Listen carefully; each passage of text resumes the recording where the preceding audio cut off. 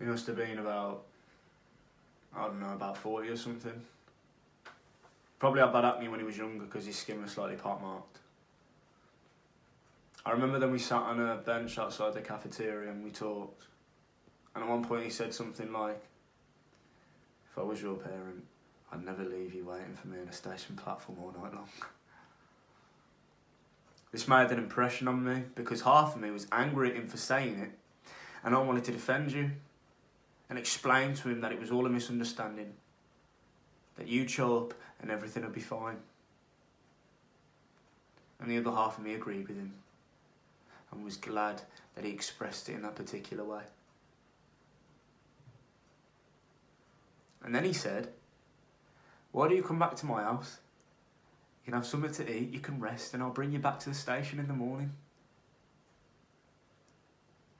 And even though I felt no, I knew it was dangerous, I knew it was wrong for me to follow this man back to his house, I picked up my bag and I followed him. And part of me was thinking, this will show her. This will show her. This will fucking show her.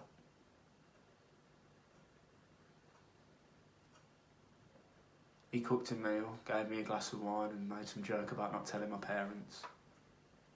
At one point I asked him if I could use his bathroom, so he took me down the hall, showed me where it was, and went in, closed the door behind me.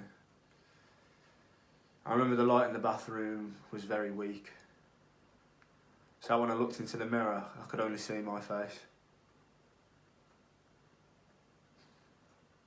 I stood there for some time, wondering why he hadn't shown up at the station. And it was when I was staring at myself that I could hear him breathing outside the door. So he'd been there the whole time, on the other side of the door. And then I tried to open the door, but it was jammed. After a little while it opened and he wasn't there.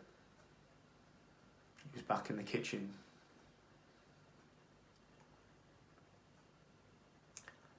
So I went back. I wanted to run away, but I was too scared.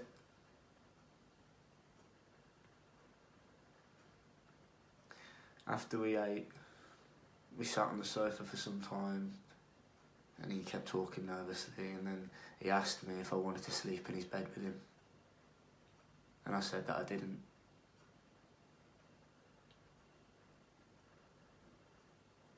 And then he took some sheets out of a cupboard, turned the sofa into a bed for me, said he'd wake me at 6 in the morning and take me back to the station.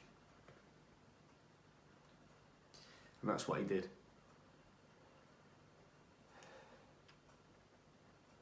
Where were you? You know, the thing I remember the most about you is your absence. I have to be honest and tell you that. That's what I wanted to tell you.